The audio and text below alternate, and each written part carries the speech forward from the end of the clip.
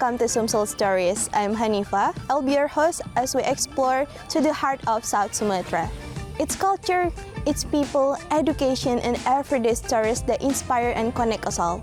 From the local tradition to the hidden gems, stay with us as we explore the heart and warmth of South Sumatra. Efforts to increase agricultural production are increasingly driven by technological innovation, one of which is the floating rice technology.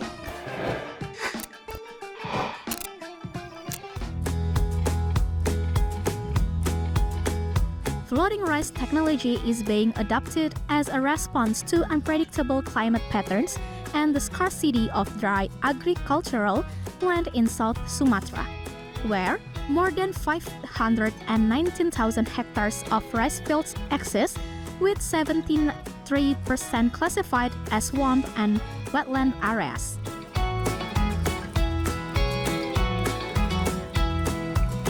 For now, the floating rice farming method in South Sumatra comes at a high cost due to the use of materials such as styrofoam, plastic, and high-density fiberboard or HDV boards.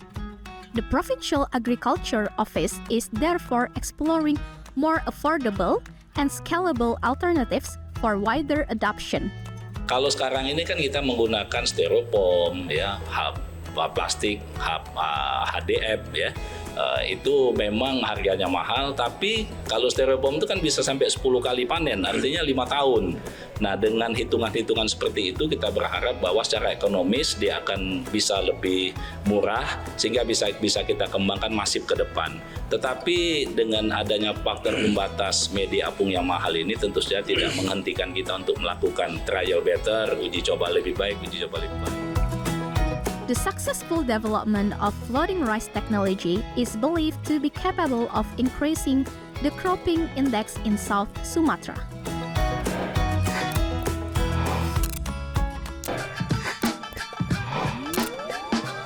The floating net catch aquaculture system in the Pantai Lama area, Kota Batu has become a mainstay for the community of South Ogan Komering Ulu in developing the potential of freshwater fisheries.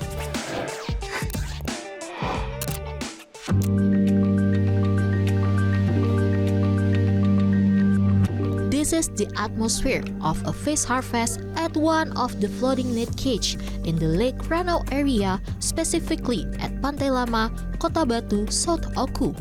In this area, the community relies on the floating net cage system to cultivate various types of freshwater fish.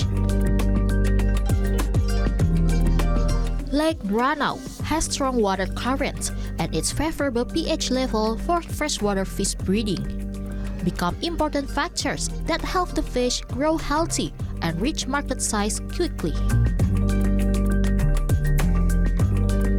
Around 90% of the total fish production consists of common carp, while the remaining 8% includes tilapia and catfish. These fish are ready to be harvested in approximately 3 months. In 1 year, fish farmers can harvest 3 to 4 times, producing around 5 to 7 tons of fish each day. Awalnya keramba ini kita buat sebagai sarana hobi lah beberapa tahunan silam. Ternyata dengan pola keramba apung, ya, ikannya lebih cepat besar, kemudian produktivitasnya lebih bagus. Ya, alhamdulillah belakangan kalau dianggap Danau Ranau ini memiliki kontribusi yang bagus dalam hal menyuplai makanan-makanan bergizi, alhamdulillah, ya, itulah ikhtiar kita, dan ini juga karena selaras dengan program pemerintah, ya, dalam hal mengawal program ketahanan pangan. Fish from Lake Ranau are not only marketed within South Oku, but also distributed to other regions such as Lampung and Palembang. The floating net cage in Kota Batu, South Oku have become a successful example of community-based natural resource management. In addition to strengthening regional food security, this sector is expected to improve community welfare while reinforcing Lake Ranau position as one of South Sumatra's leading freshwater fishery centers.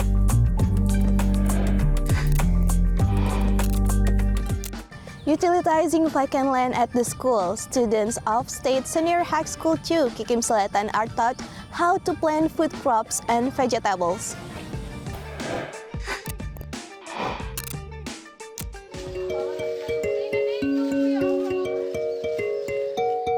Students of State Senior High School 2 Kikim Selatan, Lahat Regency, not only receive formal education at school, they are also taught how to cultivate the soil and plant horticultural vegetables and food crops.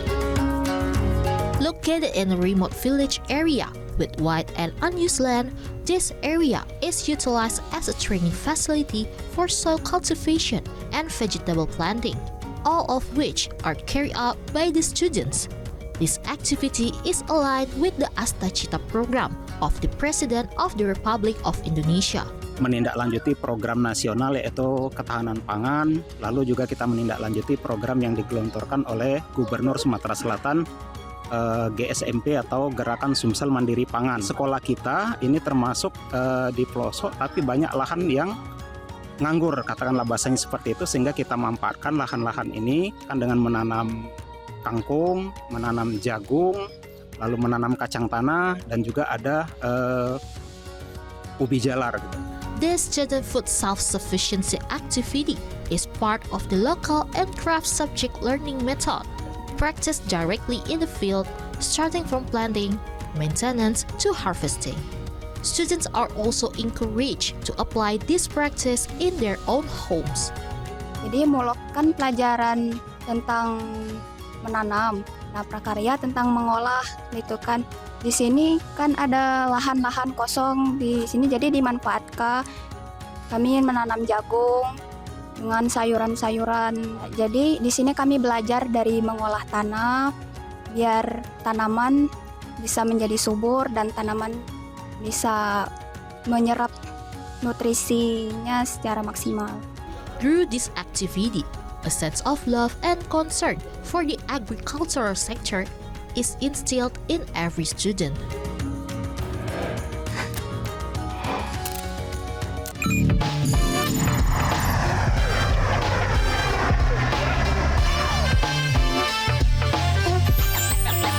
Let's get scratching.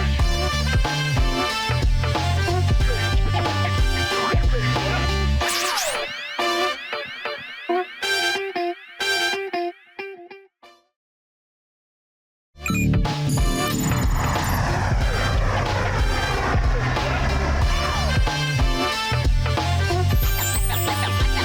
scratching.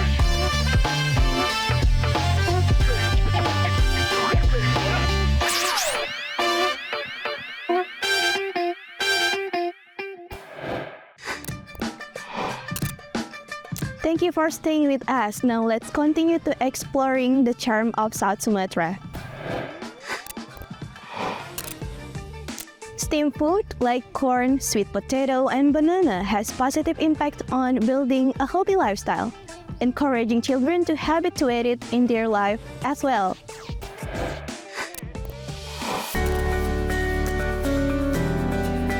It shouldn't cost much when it comes to healthy foods. We can get healthy foods by how we process them. One of the ways is thinning. It has been applied at Elementary School 33 Talang Ubi, Sungai Ibul Village, Pali Regency. Through the program called SRASI, or Sekolah Ramah Anak, Sehat dan Inovatif, the teachers give healthy steamed foods like sweet potatoes, corn, and bananas. This is done for building a healthy lifestyle earlier in their age. Tujuan utama kegiatan ini adalah yang pertama untuk mengurangi tingkat jajan siswa-siswi di SDN 33 Talang Ubi, karena kita yakin bahwa sekarang ini anak-anak sudah sering jajan-jajan di luar yang tidak bergizi. Oleh sebab itu, salah satu tujuan terpenting adalah untuk mengurangi jajan mereka. Yang kedua, untuk menunjukkan bagaimana cinta mereka kepada makanan-makanan tradisional. Besides giving healthy and nutritious foods, this program also campaign to warn children not to buy any snacks carelessly outside the school area, since it's not guaranteed about the cleanliness nor the safety of it. Nowadays, a lot of snacks are being sold with value or even dangerous nutrition value in it. Serasi program also aim to help students to love Indonesia's traditional food, especially from South Sumatra.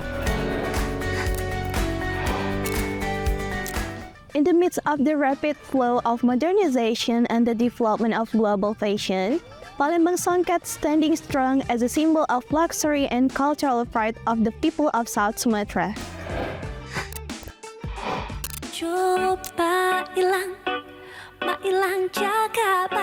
The beauty of its patterns, the shimmer of gold threads, and the philosophical meaning behind every stand of weaving make Palembang Songket timeless.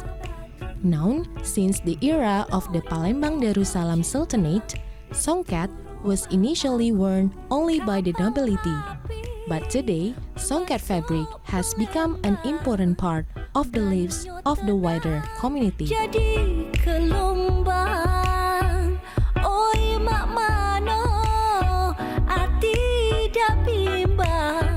One designer and South Sumatra textile activist, Tria Gunawan, state that today's Songket can be worn by anyone.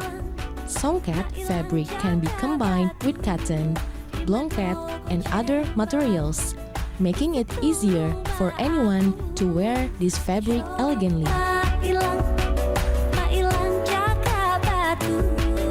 No longer just a symbol of tradition, Songket has also entered the world of modern fashion. Many designers blend Songket with contemporary attire, so that this traditional fabric can be accepted by various circles without losing its culture values. Jadi ini menggunakan bahan benangnya benang katun segitu. Kalau yang agak mahalan itu kan kita menggunakan bahan sutra campur katun ataupun sustranya semuanya 100% sutra. Itu yang membedakan harga Songket itu. Ada bervariasi, ada yang di bawah 1 juta, ada yang antara 1 sampai 2, dan ada juga yang di atas 2, malahan ada yang di atas 2 juta itu 5 juta, 6 juta pun ada. Palembang Songket has been recognized as Indonesia's intangible cultural heritage by the Ministry of Education and Culture. With all its elegance and historical value, the charm of Palembang Songket never fades amid the changing times.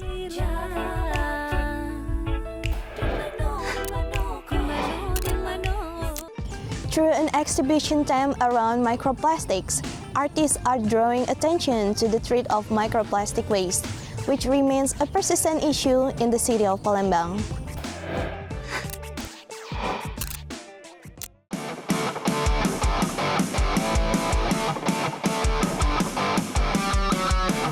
Palembang continues to face unresolved waste management challenges as pollution rates grow alongside rising levels of microplastic waste.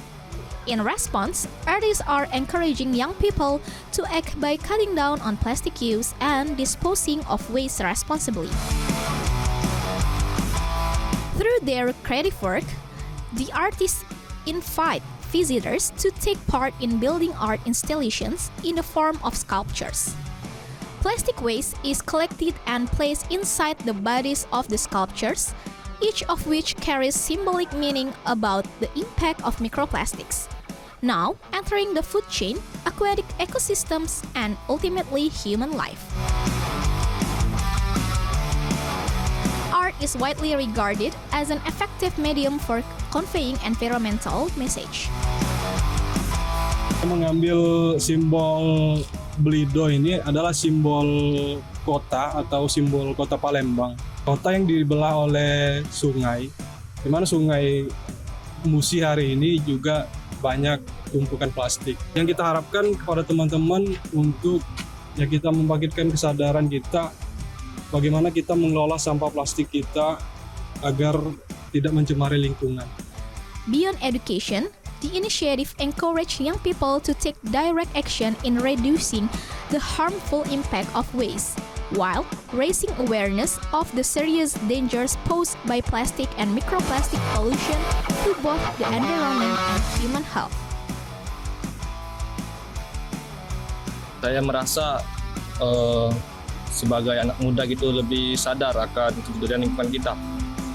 Dan saya sangat tertampar mungkin ya untuk sebagai anak muda untuk lingkungan keadaan saat ini.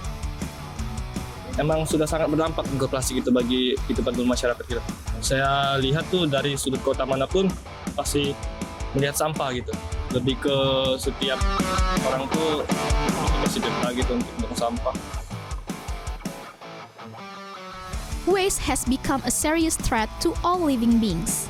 And this exhibition underscores the urgency of addressing a crisis that can no longer be ignored. The exhibition is expected to prompt both the government and the wider public to act more swiftly in addressing the long-standing waste problem that has yet to be resolved.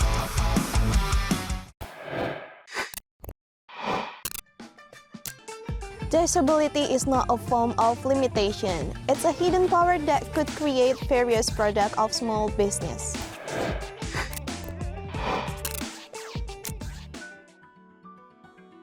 We cannot see disabled people with so much disdain. They are also part of the society that serve their purpose, with their creativity and big potential to be involved in any sector. Even though they keep facing limits in terms of access and chances, a lot of them put meaningful effort to be independent, productive, and prove that disability is not an obstacle to create. This is the spirit that could be seen at Hajat Disabilitas 2025 event. Many products from small business handled by disabled people are being shown. This is an inclusive movement for disabled people to show their best work, from arts and crafts, culinary, fashion to creative artworks. Every piece of them displays determination, skills, and the art value produced through individual and community activities. Hajat Disabilitas 2025 adalah inovasi atau gebrakan terbaru dari kami. Biar teman-teman disabilitas bisa keluar dari zona nyaman untuk bisa mandiri secara finansial. Ayo disabilitas kita bangkit bersama. Kita wujudkan kata setara. Kita wujudkan disabilitas menjadi mandiri secara finansial. Perseverance and patience are the strength to create when it comes to disabled people. This is a solid proof for how disability is not an obstacle to create anything. Kesulitan, semuanya bisa kita atasi. Dengan kita memiliki modal skill menjahit, kita di sini bisa berkarya, kita tidak dipandang sebelah mata oleh orang lain. Itu yang paling penting. This event is a newfound motivation for disabled people to keep their creativity and be productive. In the midst of the weekend night bustle, a group of young people gather at a cafe, not just to hang out, but to channel their creativity through a group drawing activity.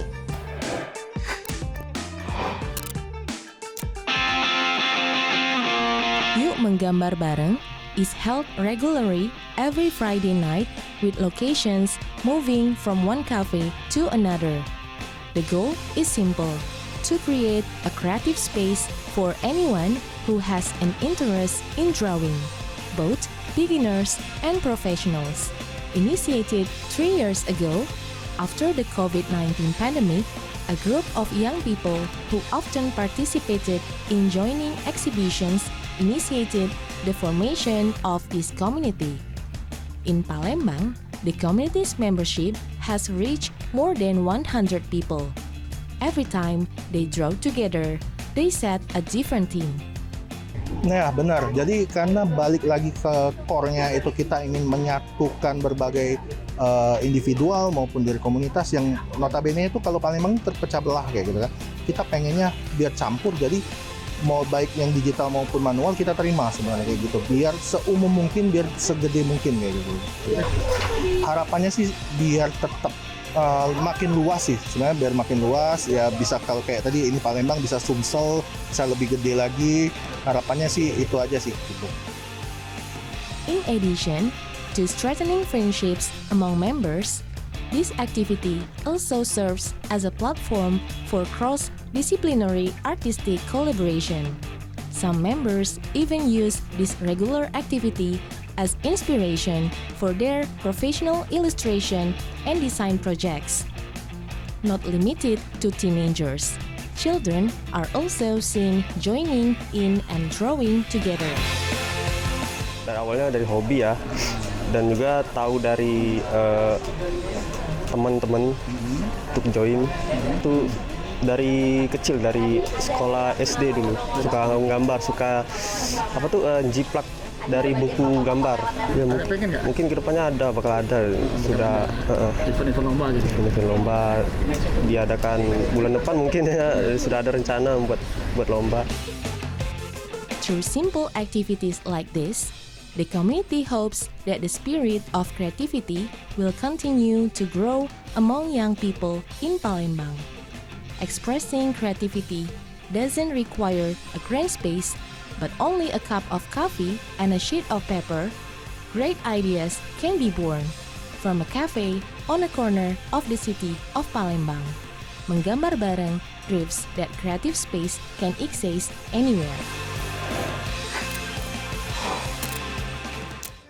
The traditional architecture of South Sumatra, as reflected in its traditional houses, represents the diverse identities of architectural heritage from the past.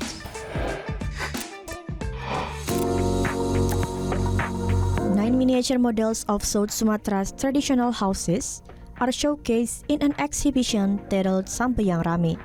The miniatures include Rumah Pangeran Ula, Gumah Bagi from the Besemah ethnic group, Lamban Tuha from the Ranau community, stilt houses such as Lamban Karaulu and Lamban Ulu Ogat, as well as Palembang's traditional Rumah Kudang and the iconic Rumah Limas. These traditional houses symbolize the richness of knowledge and traditional technologies from both the past and the present. The exhibition involves architecture students from Sriwijaya University who contribute to the creation of the miniature building models.